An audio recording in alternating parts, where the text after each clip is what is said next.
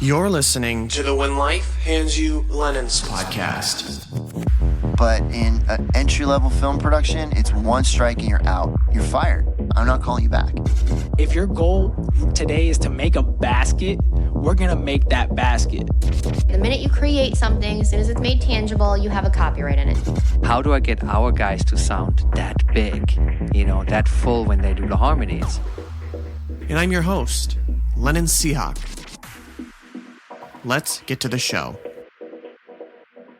Well, let's see. I've been writing since I was 6, playing piano since I was 3.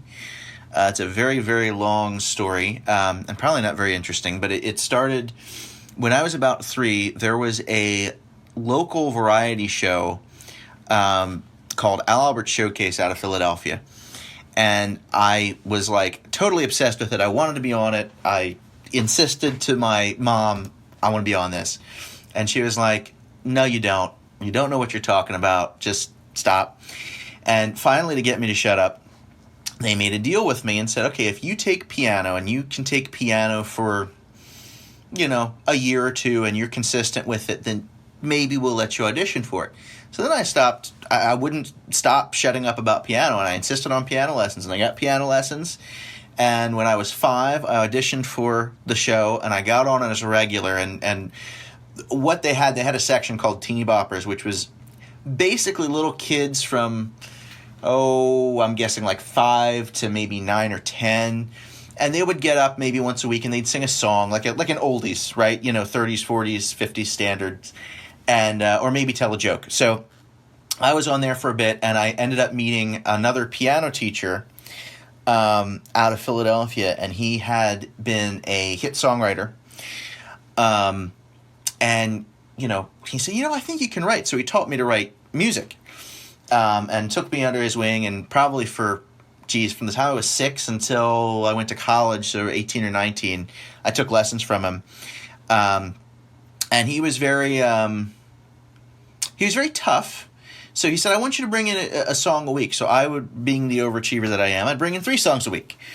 And he would kind of look them over, and, he would not be afraid to tell me if it sucked, which was a great, I didn't appreciate it at the time, but having experienced the rejection of the industry, as I'm sure you have, and I'm sure a bunch of listeners have as well, it was a really, really good lesson for where the bar is in the industry, and that you just kind of got to keep rolling with the punches and rising above it and saying, okay, I can do better. So kind of concurrent to that, and writing and recording and doing demos and going back and forth to Nashville, I was an actor in New York, and I did a lot of commercials in the early to mid-'90s. And that was kind of my main bread and butter, was acting for many, many years. And I just kind of kept up with the music. And then once I graduated college, the acting industry, for me at least, was kind of starting to wind down. 9/11 had happened, so that sort of decentralized the industry. It used to be very New York centric, and now it's kind of all over the place. And then technology happened, and it's sort of online, and it was very hard. It was much harder to get work than it was back in the day. So I switched to teaching, and I teach piano, voice, guitar, songwriting. And I started doing that, and started very seriously looking at moving to Nashville. So in 2013, I moved to Nashville. I teach here now also. And I blog on music business stuff, teach, and also songwrite. That's kind of my main thing. I songwrite with a bunch of wonderful co-writers, and I've had a bunch of indie cuts.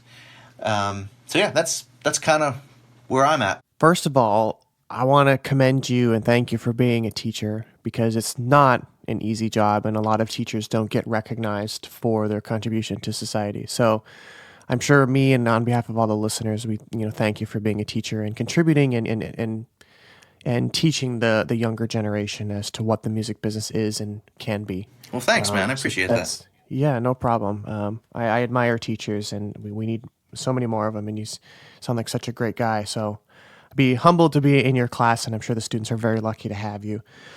So going back just a little bit, you talked about like getting rejected and like at a younger age. I remember when I was doing piano lessons, and my piano teacher would say, like, you didn't practice this week. Like, what's going on? I'm like, oh, and then you practice, and you play the song that you were supposed to practice, and it was like, it's not good, and you have to redo it for the next week.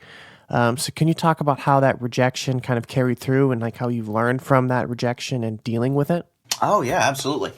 So for me, the playing piano or voice or guitar or whatever I was learning at the time, and not practicing it, and then kind of coming back and it not being right, that bothered me, but it never bothered me on the same level as when it was my songs, because that was a lot more personal to me. And again, I mean, I think he kind of knew what he was doing when he was very, very tough on my music. And the way that I internalized it at the time as a kid is I would listen to the criticism and I'd get really pissed off. And then I go home and I'm like, this dude doesn't know what he's talking about. What the heck? And then after I kind of cooled off and I looked at the lyrics, or I, replayed what he said, I realized, okay, you know what? No, he has a point. And one of the things that I've kind of carried with me is it is really important to listen to criticism. And it's important to listen to criticism with an open mind. At the same time, not all criticism is going to be valid. I remember one time I was recording with a producer. I had a song, and it was he made a suggestion to make it more radio friendly. And by this time I was much older, and it just didn't work with the song, and we ended up not doing that song because it wasn't radio friendly. But his advice was good, but it wasn't good for that song, if that makes sense. Just listening, just because someone's giving you advice doesn't mean you have to take it, but you need to take it seriously. And there's a filter process. There's a fine line, and I see it a lot, especially in Nashville, especially with people coming in that are new.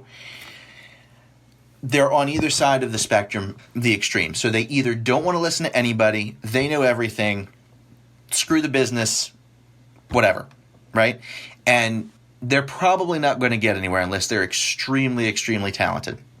And then the other side of the spectrum is people who are basically like a windsock. And if someone tells them A, they're going to change that song that night. And then someone else will tell them something different, and they'll change the song again.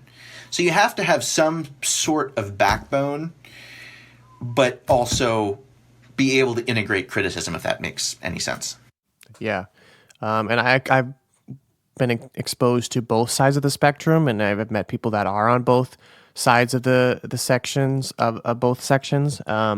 So when you're working with these people and you find somebody that is completely on the other side of the spectrum, like, screw the business, I know what I'm doing, blah, blah, blah, blah. It's like, okay, then why are you here sitting in a room, like, wanting a lesson with me?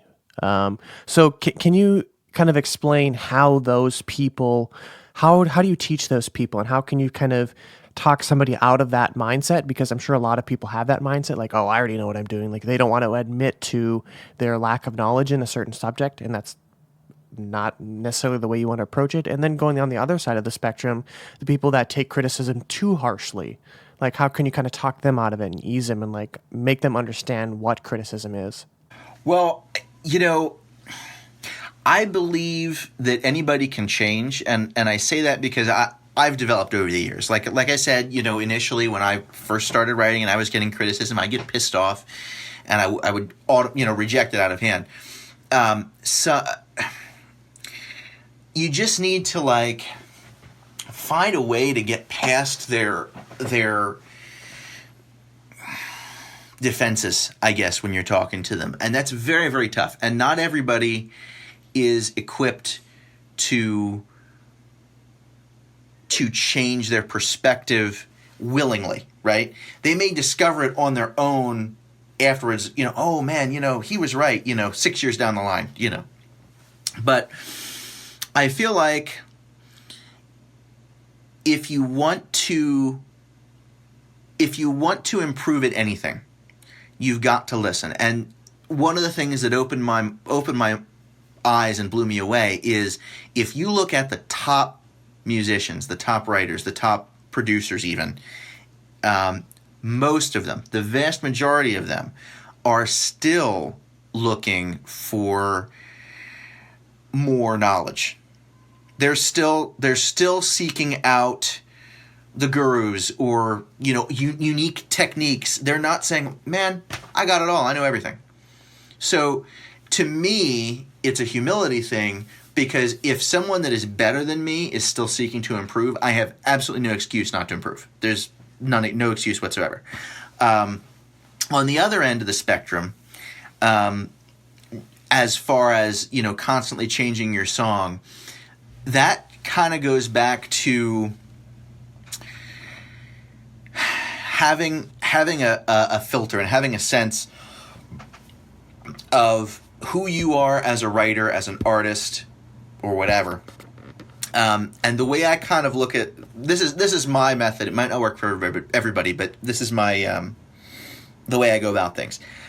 I kind of get several opinions from people I trust, and then I kind of put it in a bucket, and I see if generally those opinions all kind of say the same thing.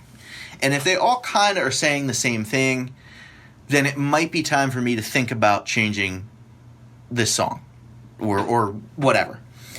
And when I say that, I don't try to say that with a hard-headed attitude. It might be time for me to think about changing this song.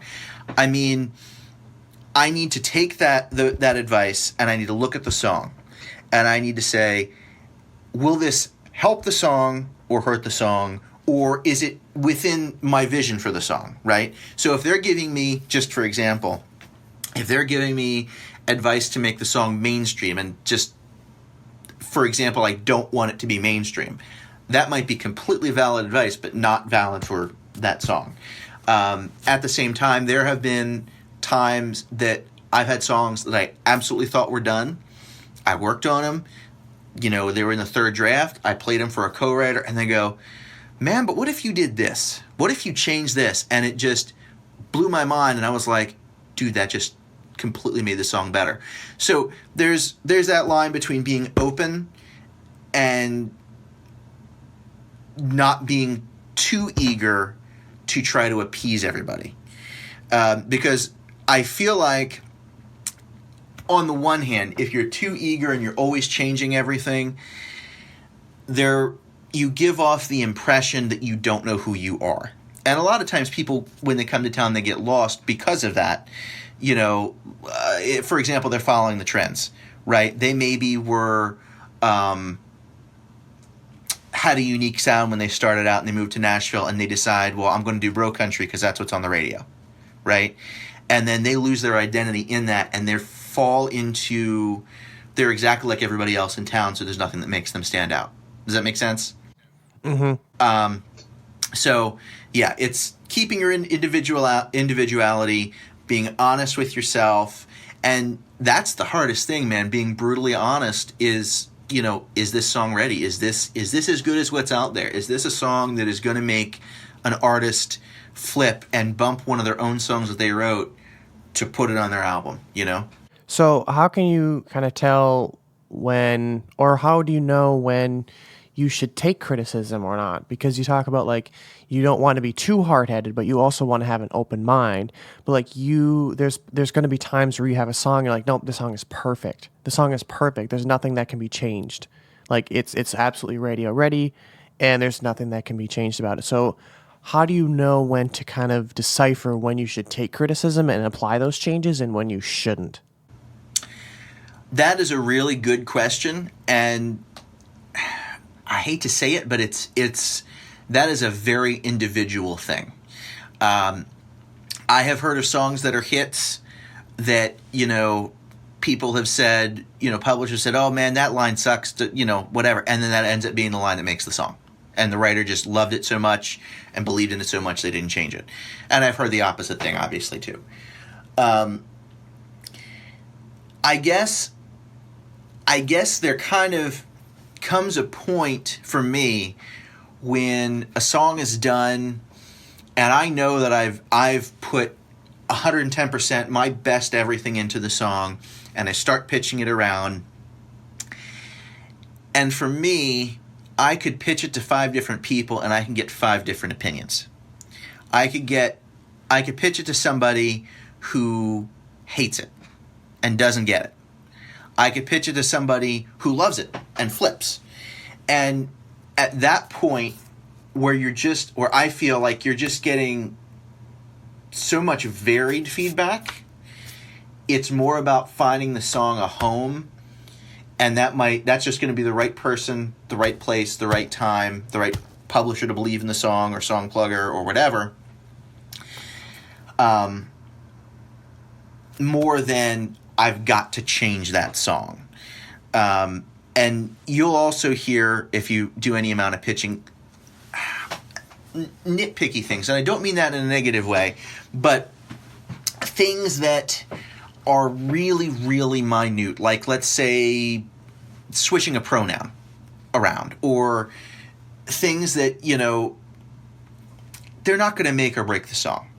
And there have been times where a publisher has said to me, listen, you change this line and I will pitch this song. And I've done that. And there's times I haven't done that too. But yeah, it's just about finding the balance. And like, if you've been writing long enough, I mean, if it's the 3rd song you've ever wrote, you probably are completely at sea and you have no idea. But if it's, the 500th song you've written, you'll get a sense, you'll feel it in your gut when it's something that you should wake up and pay attention to, or something that it's just like a little thing that isn't going to make or break the song, and it's that person's opinion on that day, and they could be wrong.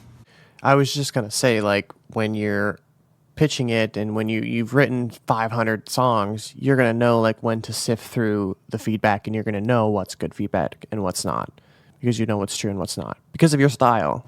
Absolutely. And the other thing that I use to evaluate feedback is who is giving me the feedback. Is it somebody that I respect and trust, like a co-writer that I admire that's really, really good? Or is it some random person that, left me a YouTube comment? You know what I mean? That I have no idea who this person is. Is it, the vice president of Sony that's saying, man, this is a great song, but if you'd only change this. I mean, who the person is definitely going to factor into the advice. Is it my mom saying she loves the song no matter what? I mean, that's a whole other can of worms too. Right. Because, people that are around you, your friends and family, they're probably not going to be... They're probably going to want to spare your feelings. Usually. That's what I see. And a lot of times people get kind of splashed out into the real world and they get some really harsh criticism and their minds are blown because they were the best person in their hometown, like the most talented person in their hometown, and they come to Nashville or LA or wherever, and they're rejected and they can't grasp it. You know what I mean? So even if someone is giving you positive advice, you do have to screen for that too, because like I said, is it someone that just wants you to succeed and wants it to be a good song, whether it is or not, So I'm sure you've seen experience with other songwriters and other people you've taught, and even maybe yourself, where, these artists come from a small town and they're so good and they're very boastful and they're full of themselves. And then they want to expand and continue growing their musical careers as an artist, as a drummer, as whatever. And they get to the bigger city or wherever they want to go, and they suck. They're low on the totem pole. Can you talk about that and like how can someone kind of prepare? Like, you're moving from a small town, you have to kind of put yourself into a mindset that there's going to be somebody better than me. Oh yeah, man. I'll tell you what, that happened to me. When I was coming back and forth to Nashville, I was probably 11, 12. And I would just make these regular trips to meet with publishers or go to seminars or whatever. And even with my mentors like tweaking the songs, I thought they were done, man. I was spending hundreds of dollars on demos and pitching them. And I didn't get that even if it was good for me, like I was pitching my best music at the time. But my best music was average for Nashville, right? And I had so many publishers say to me, I can't take this unless it's better than everything out there, which I get that. And the reason for that is there's much more supply than demand. If you want a good song in Nashville, I mean, you can have 100,000 of them tomorrow. You can probably have 100,000 in 5 minutes, right? So you need to just be so stellar that you stand out.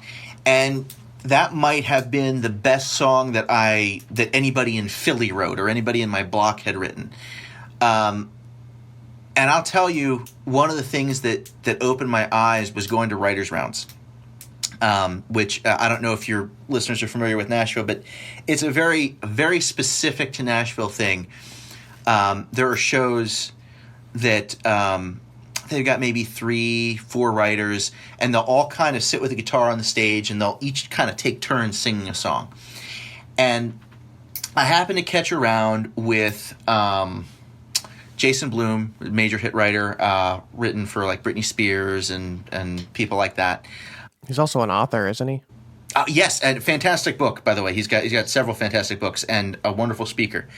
I remember getting that book in college. Yeah. It was 6 Steps to Songwriting Success, I think is the title.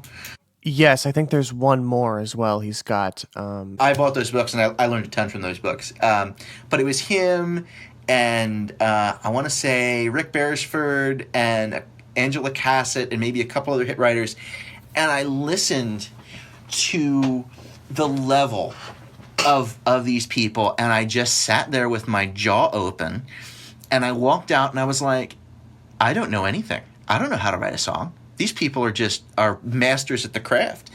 And that was really eye-opening to me, just from the perspective of I already had so much experience writing songs, and there's still more to learn, right? There's no finish line. There's no end point. You're always going to be improving. And I would say, especially if you're in a very insular community, someplace that really doesn't have much of a music scene, or if it does have a music scene, it's not like New York, LA, Nashville, London, whatever. Go to a music hub and just immerse yourself in it. Listen to the top people. Listen to the people that are kind of middle tier, and listen to the people that are lower tier, and just critically evaluate where you are. And you'll know. I mean, if you're honest with yourself, you'll figure out pretty quickly what you need to improve on. One of the things that, for me, completely shaved so many years off of my journey was working with some people, going to these seminars. BMI has workshops. ASCAP has workshops. Nashville Songwriters Association has workshops. And pitching my songs to people, not for them to take them, but just asking for critique. A great organization also that's helped tremendously is Global Songwriters, and Cherie, the owner, is absolutely wonderful. She's listened to my songs when I first came to town, and songs that I thought were totally kick-ass. I was like, these are whatever. And she listened and she said, I don't think this is where the market is right now, and you need to do X, Y, and Z. And that sort of advice is really invaluable. Having somebody that knows more than you listen and give you advice. I don't want to be I don't need to be the smartest person in the room. I want to find the next smartest person and pick their brain. You know what I mean? That's I think an important trait to have. Yeah, definitely. I like what you said about how it said, I can't take this unless it's better than everything else. So at the time, you went to, what was it, a publisher? Mm-hmm. Yep. So and they told you that, and I'm sure you were just like, your heart just sunk. You're like, this is my best work. So can you explain, like, what does that even mean? Like, it's better than everything else that's out there. What does that mean? There's so much music, quote unquote, out there. So can you explain what that means to kind of break it down for somebody who's just like completely like discombobulated by that? Yeah. So unless you're in the industry, I don't think most people understand the sheer volume of material that publishers and producers and artists actually have to sift through. And most of it isn't very good. Most of it is somebody just throwing spaghetti against the wall and seeing if it sticks, right?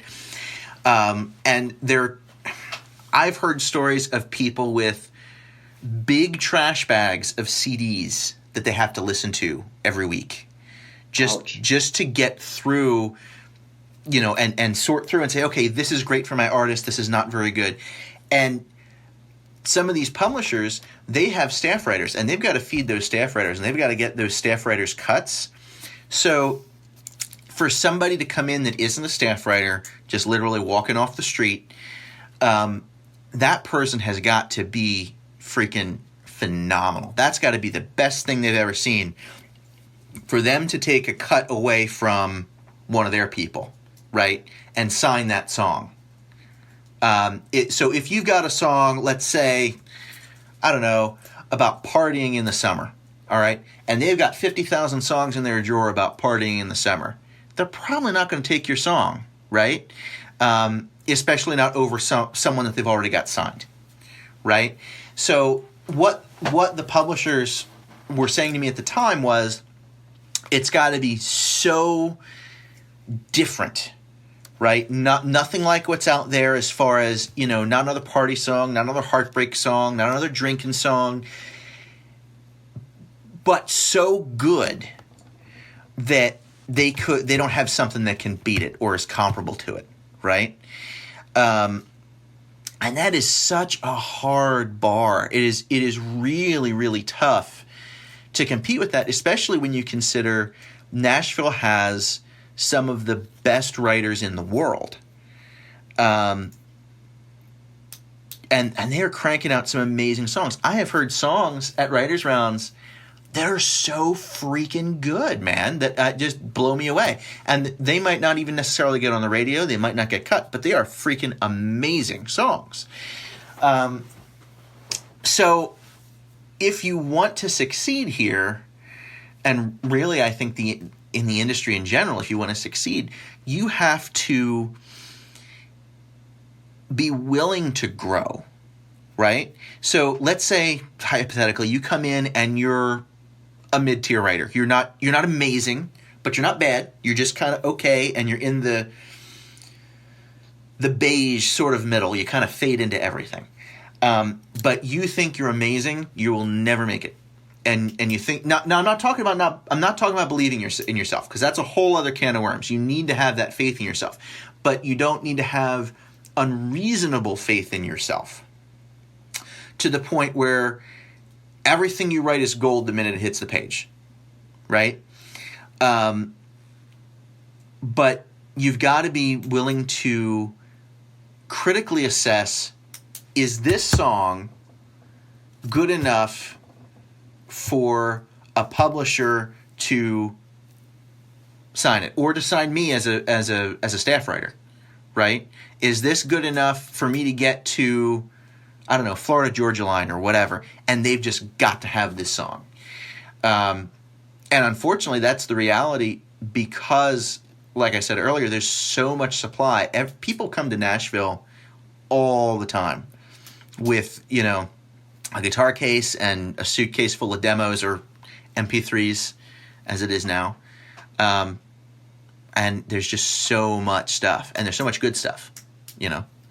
Yeah, absolutely. So, yeah, I can imagine how difficult it is in today's day and age to stand out.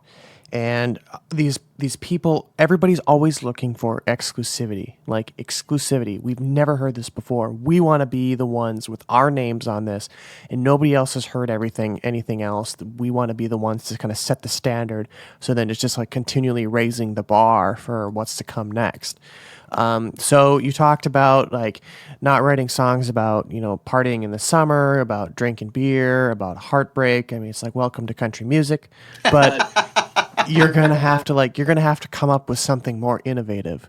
So how can an artist or a songwriter, whoever stand out, when it's such a saturated market? Like, it's so relatable to relate to partying in the summer. Like, who doesn't like partying in the summer? Who doesn't like going to the beach? Who doesn't like, drinking beer? Who doesn't like talking about their ex-girlfriend, So, I mean, that's a really good point. And it's not to say that those songs aren't valid, right? They're still great songs. But I think when publishers say that to me, when I hear that, what they're saying is they've got a drawer full of 10,000 of them, just like it. So if you're going to write that, if you're going to write that party song, if you're going to write that drinking song, that breakup song, whatever, you got to have a really unique angle on it, right? You've got to have some kind of perspective that nobody's heard before, right? And that, or you come up with a song that the idea is so different. I mean, think about "I Drive Your Truck." All right, I don't know if you're a fan of country at all, but that is a hell of a song, right? Or "The House That Built Me." Okay, those are songs that I don't think that has been said before. Certainly not that way. And that will cut through the noise. Something else that there's somebody that said, and I wish I could quote him. I can't remember his name now, but you've got to either be the first to do something, the most different, or the best. And those are kind of your three options for cutting through the noise, right? So if you're going to be fusing, I don't know, country and heavy metal, you're probably going to be the first to do it. I mean, maybe now there's 10 people that just got the idea since I said that, but, you're going to be different just by virtue of that. You don't even necessarily have to be very good at just because it's different. So you're going to get attention, right? Or you've got to be the best at, you've got to have the best party song, by whatever metric, whether it's just a unique and different party song, it's got the best groove, whatever. It's really tough to cut through the noise, and it's especially tough to cut through the noise for an artist nowadays because the label machine is pretty much gone.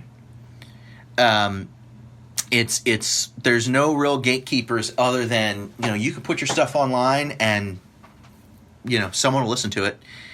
Maybe you get some fans, some spins on Spotify. But you've got to do something to cut through the noise because there's so much there. It's not like they're only releasing a couple of artists a month anymore, Mm-hmm. So you talk about like the being different, and you got to stand out from everybody. But where's the line of being too different? Is there one? Oh, yeah, absolutely. I mean, I couldn't tell you personally what that line is because I think it's somewhat of a taste thing. But I hear all the time about people coming to town with, an unusual sound and basically getting feedback is, this is amazing. I can't do anything with it because it's just too different. And I think Jason Blum may have been the one to say this. What they're looking for is 90% the same and 10% different. So they don't want something that's so totally off the wall that they can't market it, right? but they want something that they could say, all right, this is kind of like Lady Gaga, but not exactly. Like, we can use that mold to kind of put her in that lane, but it's different, you know? I think that's probably a good rule of thumb to go with. And at the same time, I was told this when I first came to Nashville, and it kind of blew my mind, but don't chase the radio. Don't listen to the radio and think that's the trend, because what you're hearing is at least a year old. Right. So what they're demoing now, what they're cutting now, is not what's on the radio now. Does that make sense? Mm-hmm. So if you try to do that, you're going to be behind. I mean, keep an ear on that stuff, so kind of know what is popular and what is around, but don't try to make yourself that, because someone's already doing that, and someone's probably already doing that better. I kind of had this vision of, like, when you talk about being different, you know, going back to your example of mixing like country music and heavy metal music, you know, you mix them both together because you're trying to be unique in country music, but you've actually done too much and you're actually heavy metal music. So you've crossed over to heavy metal music, and now you're mediocre in heavy metal music. You know, so it's like this. So then you try to like mix heavy metal music with, say, like blues music. Well, now you've done 60% blues music, and now you're mediocre at blues music, and it's just like this Tumblr effect. And that's just how I'm picturing it. Like, you don't want to go too extreme, because then you're crossing over and you're doing too much in another thing, and now you're mediocre at another thing and not really good at the thing you're actually trying to achieve. Exactly. Yes. That's just how I'm visioning it. Maybe it's something, maybe I'm overthinking it, but that's just how I'm picturing it. Like, it's just like this never-ending cycle. Like, if you're going to be too extreme, not only that, you got to learn something else. There's different techniques that you've got to implement, and not only that, you've got to make them unique to yourself. Yes. You know, it's got to be to yours, to your brand, to your vision, to your sound. Exactly. And if it's not you, you don't really have any business writing or singing about it, right? Not that you can't do it, but it's going to come off as inauthentic. If I haven't experienced small town life, right, I can write about it. I can write that song, but it's not going to be believable, you know, because I'm looking up things online. Oh, what's a small town like? And that's something also that's another trap that people fall into. They think, oh man, I've got to be bro country or outlaw country or whatever the case may be, and they're not that, but they have something unique to bring to the table, whatever that is, and they end up abandoning that to try to be this other thing. You know what I mean? Yeah. I mean, I see that all the time, and I just picture like celebrities or even these artists. It's like, you're writing about a small town. You're from Los Angeles. What the hell are you talking about? Right. You know, it's like, I'm from a small town. I grew up in a town of 2,200 people in, you know, rural Minnesota. So I know what a small town is. I know what we do. So you writing about a song and you're from New York City or Los Angeles or Miami or Chicago, it's like, what the hell are you talking about? Like, yeah, that's what we do, but I know that you're not from a small town, and it's just that it's not as authentic, like you had said. Exactly. And that, I think, goes double for if you're an artist, right? I mean, I feel like, I mean, there's a certain leeway that artists get probably, but I feel like at a certain point, if you push it too far, people can kind of tell that you're not about that. You know what I mean? And you know, that kind of comes across, I'm sure, like when you're doing like social media, when you're at concerts, you know, like you'll talk about these things, but if you're not mentioning these things or you're not relating to these people, they're going to catch on. Absolutely. I want to go back a little bit to, I guess this could say authenticity. I wrote something down, but it boils down to being authentic, and the importance of being authentic to yourself, and how you basically don't want to get caught up in one big serial lie, basically. Like, you portray one thing on social media, in your concerts, in your music videos, and then in real life, you're the complete opposite. So it's hard to basically live this double life. So can you speak to the authenticity of being yourself kind of from the get-go, so people don't start getting red flags from right away? What is that quote? Is it Abe Lincoln? If you never lie, you don't have as much to remember. I can't remember the exact quote, but it's something like that. So it's to some extent, artists are going to have a public persona and a private persona, and sometimes people will even say, with a surprised voice, he's exactly like he is on stage, and that's actually a good thing to me. To meet an artist or hang out with an artist who that's real authenticity. And that's what I was saying. There's a line, like, you can be a little inauthentic, but I mean, if you're drinking $5,000 bottles of wine and, listening to, jazz fusion and singing about laying in the bed of your truck and partying in a cornfield, there comes a point where it's going to come across that you're not that. Or at least not that totally. And I would say everybody has something unique, because we've all experienced many of the same things, but we haven't experienced the exact same thing, right? So you and I both experienced heartache, I'm sure. I don't even really know you, but I'm sure you've dealt with stuff. But it's not going to be my version of it that you've experienced. But if I tell you my story, you're going to understand my story in the context of your own, right? I don't have to change my story to make it like yours for you to understand it. Does that make sense? Right. Yes, it does. Going back just a little bit, talk about being different and kind of being authentic as well. But you don't want to be too far, but you don't want to be too similar as well. You got to find that happy medium, and that can be very challenging, and sometimes it can take years to do. I know for myself, I'm kind of getting back into music, and I'm still trying to find like my sound, I guess you could say. So when you're kind of going through those stages, and when you're trying to develop yourself and grow as an artist or a songwriter or a musician, what are some of the outlets you can take to kind of get inspiration and continue not copying the people that you love, but being very, very inspired by their sound, their vision, their persona, and kind of everything that they're doing?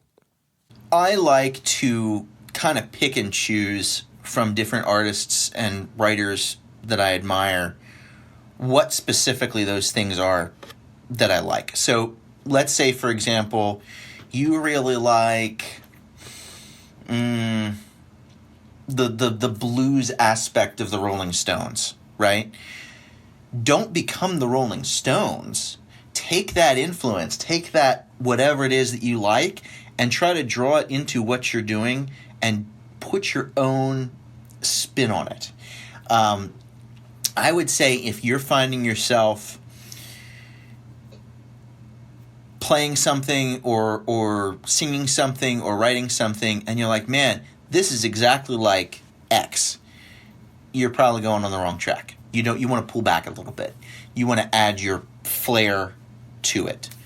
And there is a valid process of I can't remember which book I read that called it this, but putting on the mask of the master, basically, right? So let's say that you want to write more in Bob Dylan style. So maybe you will write a song literally copying a Bob Dylan song, not on a copyright level, but like I'm going to literally write as if I am Bob Dylan, or I'm going to get on the stage as if I'm Lady Gaga and I'm going to act that way. And that can actually help bring stuff out, but you need to put that aside once that's served its purpose. Don't continue doing that. Then that's kind of when you start to become inauthentic, or people think of you as a knockoff of whatever it is you're inspired by. You know what I mean? First of all, I would like to see somebody even try to become the Rolling Stones. Because, yeah, I don't think that would ever happen, but I would like to see somebody try. Yeah. Because I think that would be kind of cool to see. So I like what you said when you said when it's kind of served its purpose, put it aside, because when you keep doing that, if you're going to go on the stage acting like Lady Gaga, you're going to become Lady Gaga 2.0. Well, maybe not, but in some instances, you will become Lady Gaga, if I could speak today, Lady Gaga 2.0. And that's definitely not what you want. Exactly. So when I like these questions of when is too far, when is not enough. You know, like when is too far? Like when do you know, like, oh, I've been doing this Lady Gaga thing for 2 months now. Maybe I should kind of back it off. Or, you know, maybe people are starting to recognize like, hey, he's just like Lady Gaga. Like when is too much? Like when is too much? That's a great question. I would say, I mean, it's going to be different for every individual, right? So if you start noticing people making comparisons unfavorably, right? And I'm sure you've heard this is, oh man, your music really reminds me of whatever, right? That's different than, oh dude, you're just like Lady Gaga, or you're just like the Rolling Stones, or whatever. There's a difference there. And if you start noticing that might be time to pump the brakes.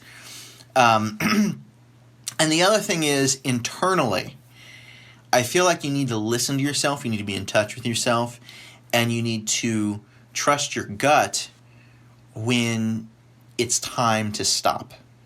And I think it's really a hard thing to say, because it some of this isn't quantifiable, right?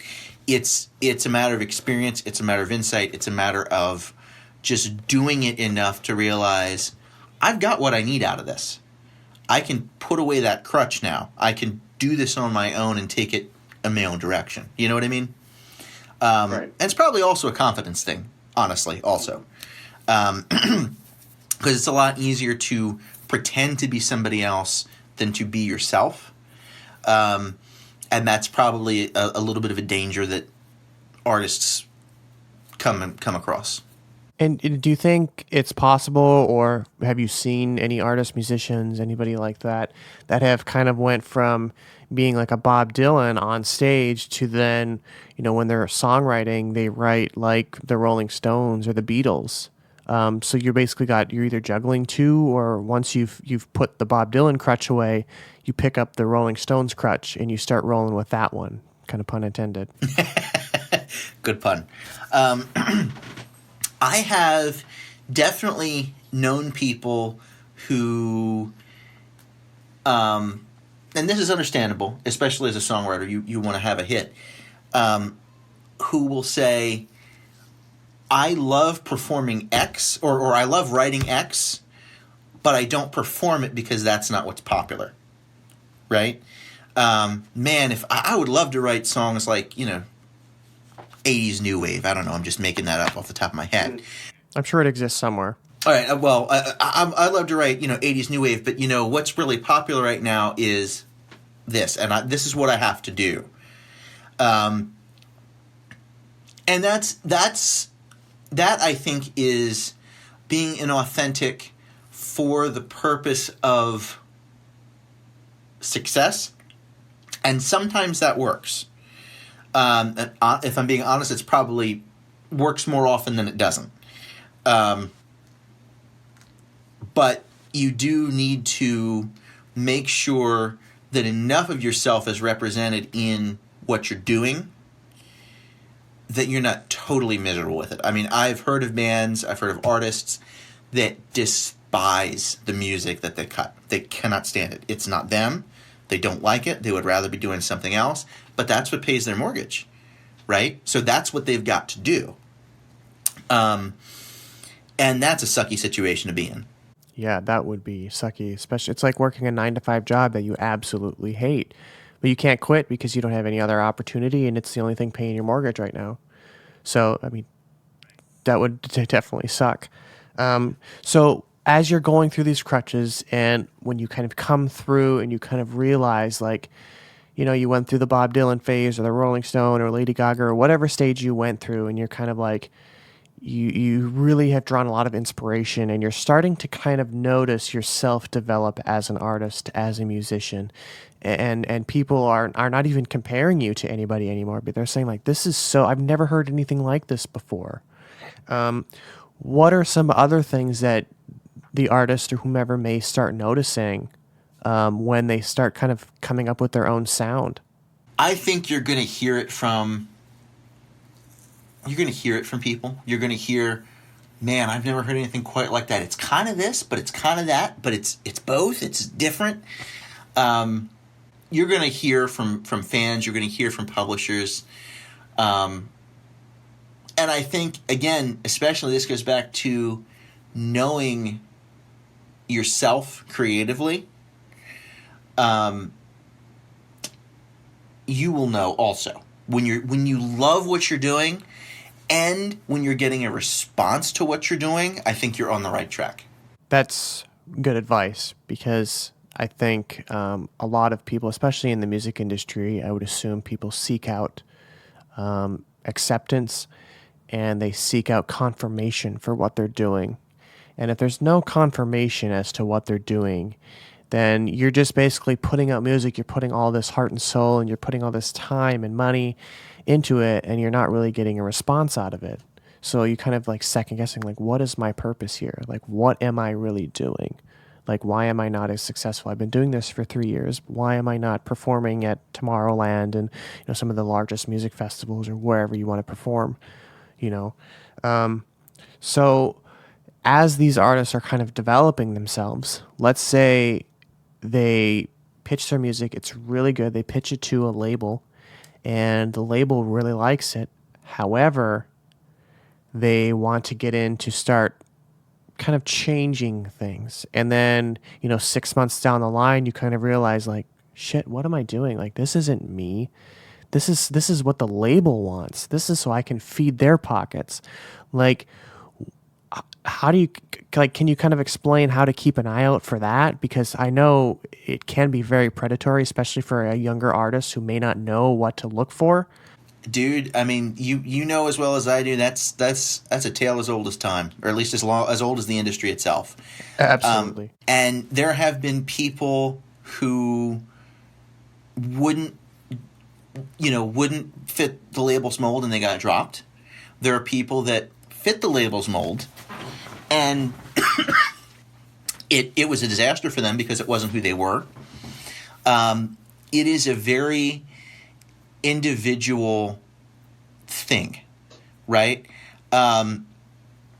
Sometimes, those people, they know what they're talking about, and there's, this is not going to sell, or whatever. Sometimes the artist is just being obstinate, and there's, they're just bullheaded, like I was saying earlier on. They won't accept, criticism. I think in a good relationship, there should be some kind of give and take. There should be some sort of equity where they say, okay, we see you going this way, and you want to go this way, but maybe we can find this. I would also say that those days are probably they're probably on the wane, just because the labels don't have a ton of money to develop people anymore, and they really want people to come to them fully formed. They want an artist to come to them with great songs, great stage presence, huge social media following, and then they'll jump in because there's less risk for them. But at that point, why do you need those labels? You can just keep doing it yourself. And a lot of artists are not wanting to give over control, especially in this day and age when, you can just put your music right out on Spotify. You can put it on iTunes, whatever you want. There's no gatekeeper like there used to be. It used to be, man, if you want to get on the radio, you got to go through Capitol Records or whatever. It's just not like that anymore. So the good news is, in a situation like that, there is a lot of viability for an artist to say, you know what, I'm not going to take the label route. I'm going to stay an indie artist. And a lot of them are doing that. I've definitely heard of artists that specifically do not want to sign with labels because of what you just said. giving up creative control, which is a huge deal for a lot of people.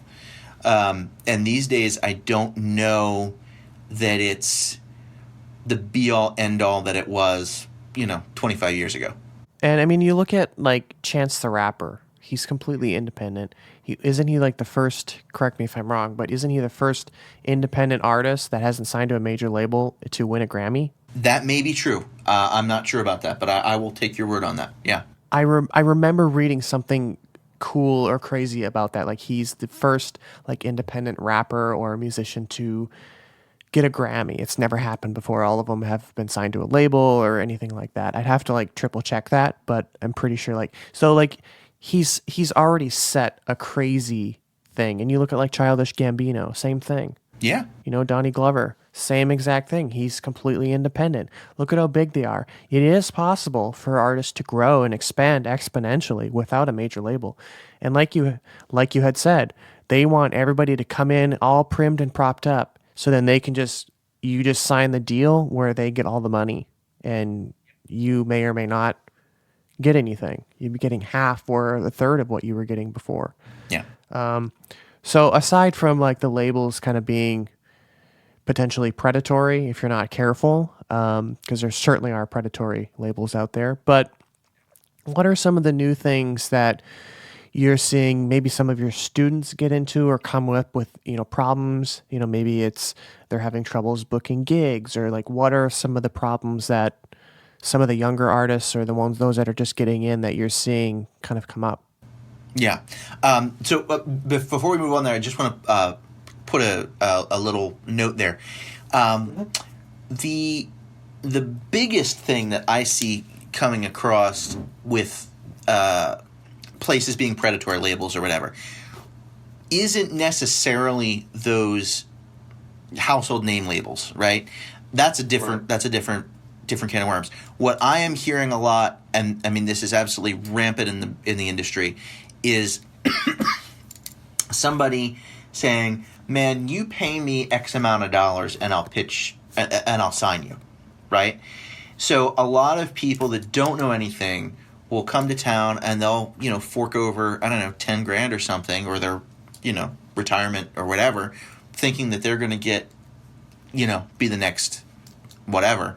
And it doesn't happen. That's just someone taking their money. So just to kind of, for your listeners, if anybody asks you for a fee up front, there are exceptions. Generally speaking, they're not legit.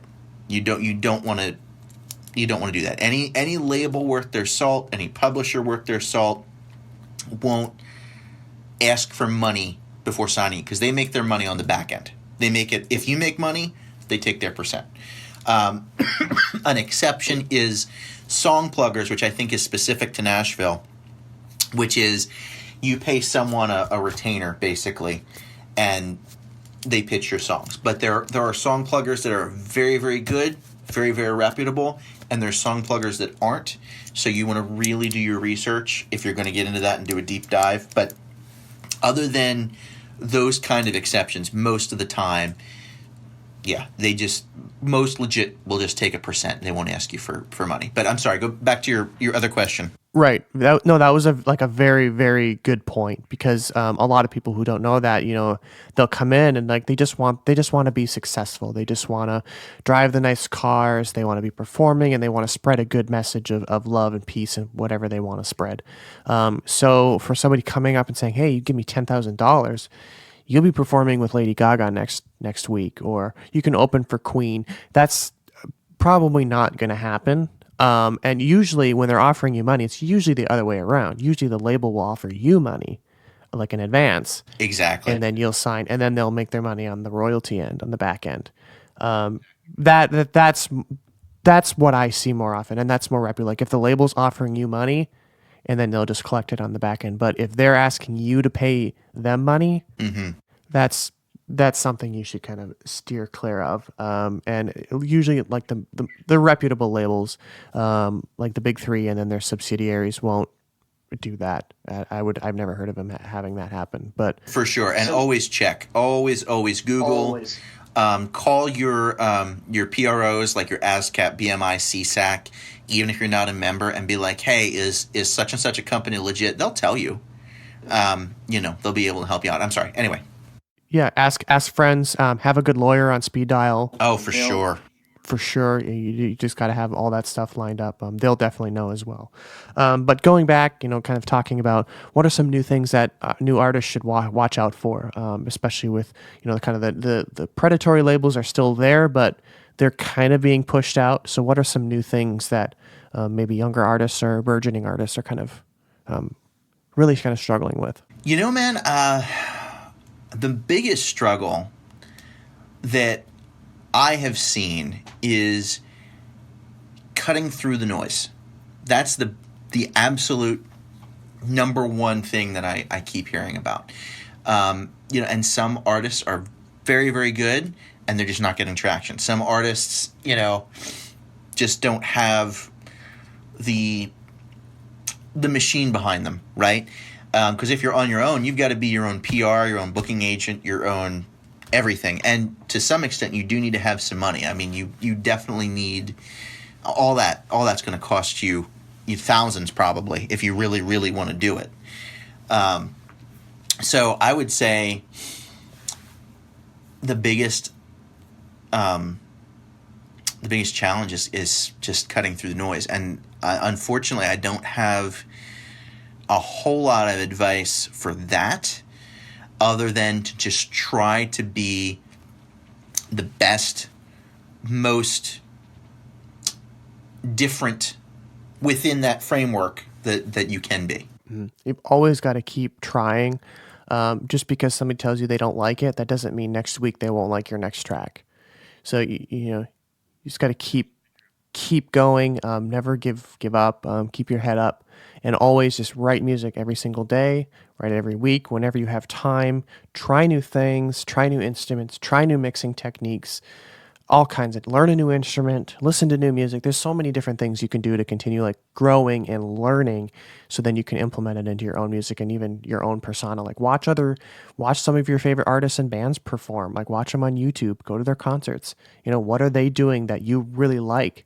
Maybe they have this guitar that looks really cool, or maybe they have this choreography that looks really cool. There's so many different things you can do to be inspired, and because music is art. It's a form of art. Music is art, and if you're not growing as an artist, something's wrong. You don't ever want to be in a place where you stagnate. And your inspiration can come from anything. I mean, you just laid out some excellent things for inspiration. Go to a museum, read a book, see a great movie.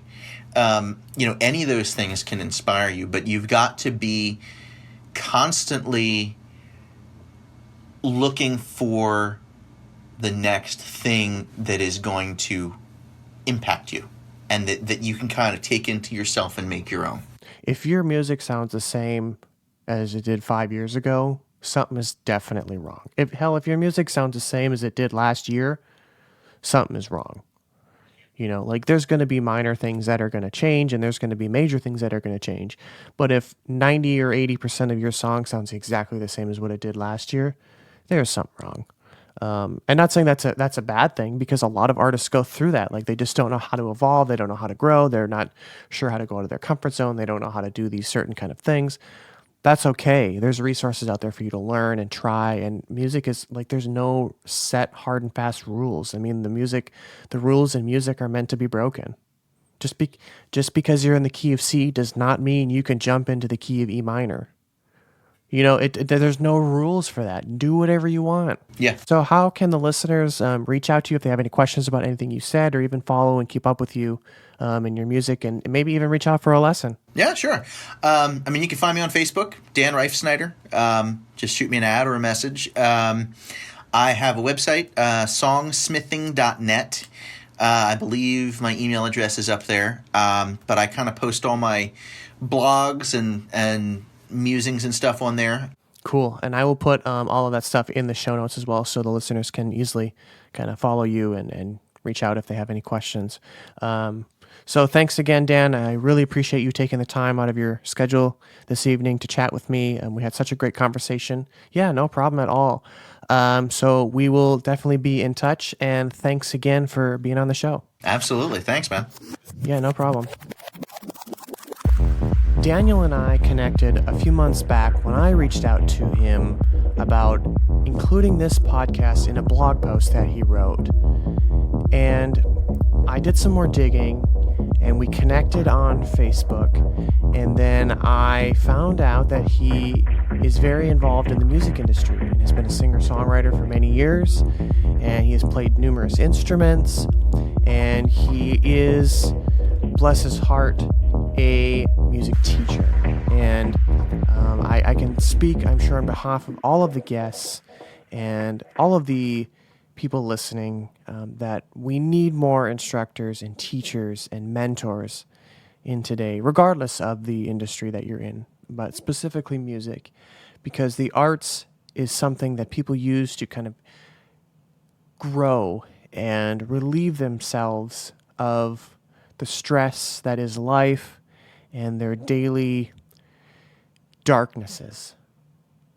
And Daniel has been a teacher and has taught people of all ages the beauty of music and instrumentation and the business of music, which can be ugly, but he has done it so effortlessly, and I commend him for his contributions to the industry. So I hope you enjoyed our conversation about developing yourself as a songwriter, constantly changing your sound, practicing, keeping an open mind, and making sure you're educating yourself on the business of the music industry and your instruments and continuing to network with people. And he had such a great insight on all of these topics. And listening to him and taking his advice is something I highly encourage because he's done it. He's been there. He's in the heart of one of the music cities of the world, Nashville. So without further ado, I want to thank you for tuning into this week's episode. I hope you enjoyed the conversation with Mr. Daniel. And I want to remind you that you should sign up to my mailing list so I can alert you when new episodes like this are live, as well as send you some music industry tips and tricks. I still haven't figured out exactly how I want to do that, but I am working on some ideas. But I'm mainly using it for when I can notify you on new episodes like this. There's also a link to my Patreon below as well, so if you're interested in contributing to the show and supporting it financially, please do so, and I can potentially even work with you, depending on the tier that you have selected. I would also very, very much appreciate a 5-star rating or I should say, review in Apple Podcasts, or if you can leave a review or rating in any other platform, I would really, really appreciate that because it helps me grow the show and help it be discovered by new listeners. And lastly, there is a guest request form in the show notes as well. So if you or somebody you know would be a good guest for the show, please fill it out or send it over to them, and I will reach out if they are a good fit for the show. So thanks for tuning in to this week's episode of When Life Hands You Lemons. I hope you enjoyed my conversation with Mr. Daniel, and I will see you next week on When Life Hands You Lemons.